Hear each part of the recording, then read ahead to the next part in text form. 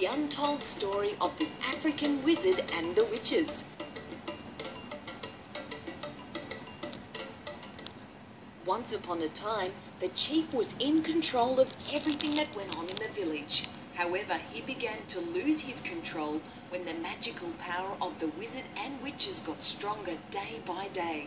Chief Gogonya felt threatened by the increasing power of the wizard and witches, so he sent them out of the village to stay on the nearby mountains. However, the wizard and witches became even more powerful while on the mountain, as they spent every day practicing their magic. With their increased power, the wizard and witches decided to move back into the village without anyone seeing them. When the villagers were asleep, the wizard walked behind each house, then putting his hands around his own neck and gripping tighter and tighter. Everyone in the houses started to suffer pain in their neck, but when they cried out, no one heard, as all were under the spell of the wizard. In the morning, many people had neck pain, but some were found dead inside their houses. Chief Gogonya wanted to know what happened to his people, so he called the elders and advisors of the village for a meeting to investigate. Why are some people dead and why are some alive? He wanted to know. What is the difference between them? The elders and advisors found the dead people to have nothing on their necks, but the living people had gold on their necks. So the elders told the chief what they had found, and the chief realized that the wizard and witches must have been back in the village. The chief decided that their protection from the wizard's spell is the gold they wore on their necks. He announced to the villagers that from now onwards they must all wear pieces of gold around their neck, whether sleeping or awake. We must now rid ourselves of the wizards and witches, the chief thought, before they think of new ways to do us harm. He gathered the villagers around and told them that now is the time to hunt the wizard and witches and bring them before the villagers so that justice could be done. He ordered the villagers to stand outside their houses just before midnight with pieces of gold around their neck to see what would happen. By midnight, every man, woman and child was outside their house with a piece of gold around their necks, ready to fight the evil magic of the wizard and witches. A dark shadow was seen approaching the village, so the villagers gathered in a circle around a large fire they had built. They held hands and chanted, "We will fight together, we will win together, we will live." The dark shadow moved closer to the circle, then lifted to reveal a short little man had fallen to the ground. One long hair was tight around his neck. When the people came closer, his body turned to ashes. Now the chief and his people live in peace, but the men, women and children still wear gold pieces around their necks.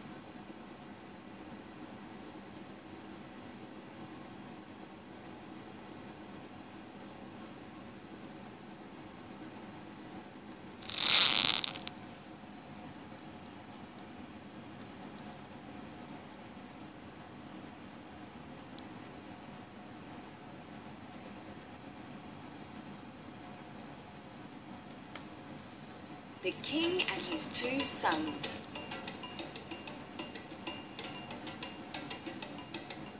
Once upon a time lived the king of Kaji and his two sons, Robert and Charles.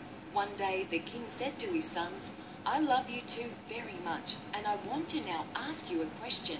His sons said, "Yes, father, we are ready for your question." "How much do the two of you love me?" the king asked. The firstborn Robert replied, "Father, I love you like honey." And the king was so happy with his firstborn Robert. Then the king laughed. "Ha ha ha, you are my precious Robert. Come and sit down near me." And Robert sat close by his father the king. "And you, Charles, how much do you love me?" the king asked. Charles replied, "I love you like salt." The king became very upset with his son Charles. "How can you say to your father that you love him like salt? Get out of my palace. I never want to see you again." Charles said, "Wait, father, let me explain." "No, no," the king said, "you are no longer my son." So Charles was banished from his father's home.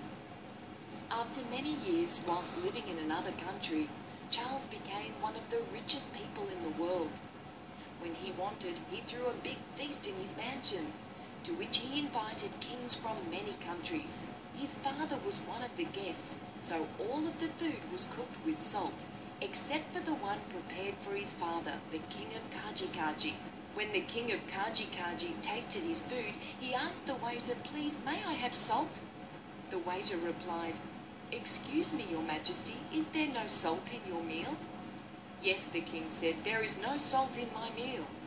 The waiter reported this to the rich host Charles, who stood up and raised his hands to indicate to everyone to stop eating and listen. Then he said, "Excuse me, ladies and gentlemen, is everybody happy with the meal?" Everyone said, "Yes, we are." Charles said, "Then only one person doesn't like the meal." And the crowd said, "Ah." Then it was quiet, and Charles said to the king of Kaji, "Do you remember a long time ago you had 2 sons, and you asked them how much they loved you? And one said he loved you like honey, and the other said he loved you like salt. Where is the one that loved you like salt? Where is he now?" The king said, Oh, it's you, my son Charles." And the king's head fell forward into his hands, crying from shame and unable to look into his son's eyes. "Oh, Charles, I shouldn't have said what I did, that I never wanted to see you again. I want to be able to look at you once again. Can you ever forgive me?" Charles said, "I forgive you today, Father. All these years I have been waiting to tell you how much I love you, because no one can live without salt." The king and his family were united. Since that day, no father asks his children who loves him the most.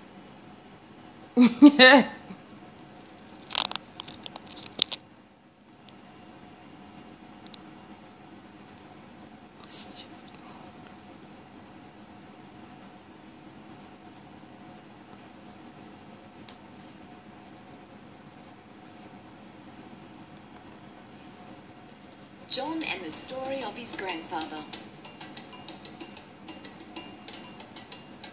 Once upon a time, a man named John lived with his 2 children, a boy aged 7 years and a girl aged 5 years. They asked him to tell him a story, and he said, "A long time ago, my grandfather told me that when he was a young man and married with 2 children, that they lived happily in a village. But the work was very hard, especially when you're married. Listen carefully while I tell you his story just the way he told me. One day I was hunting in the forest and killed a deer, which was my family's favourite meal. I was happily carrying this meal to my family when all of a sudden a big lion appeared in front of me. It sniffed the meat. So frightened, I threw it down and the lion ate all the meat I was taking home to my family. I went home empty-handed and my family had nothing to eat that night. I told my family I had our favourite meal, but the lion took it away from me, and I'm so disappointed. But tomorrow, I promise all of us will have a fish meal." On the morrow, I went fishing and caught the tail of a fish, but without a head. Out of the water jumped a mermaid, who cried, "Hey, what do you think you're doing? You have just cut off my tail. Give it back to me." I gave the tail back to the mermaid and came out of the water and sat under a tree crying. What have I done? I have nothing, and I am nothing. I can't even help my family. What kind of a man is that? I am so hopeless. It is better for me to die than to go home empty-handed again. What will I say to my family? I've promised them a meal, and now we are all going to starve as we haven't had a meal for 2 days. Then I heard a strong wind in the top of the tree. I looked up and saw that the tree was full of apples. A snake came out from amongst the apples and told me, "I heard you crying. You must now choose the apples for your family or go home without the apples but with your God's blessing." I chose to ignore the snake's temptation with the apples and to leave for home with nothing to eat. On my way home I saw a young deer and threw my spear. I only hit it in the leg, but to my surprise it dropped down dead. I carried it home to my family, and at last they had their favourite meal. They lived happily ever after, and the grandfather became known as a heroic hunter. The end.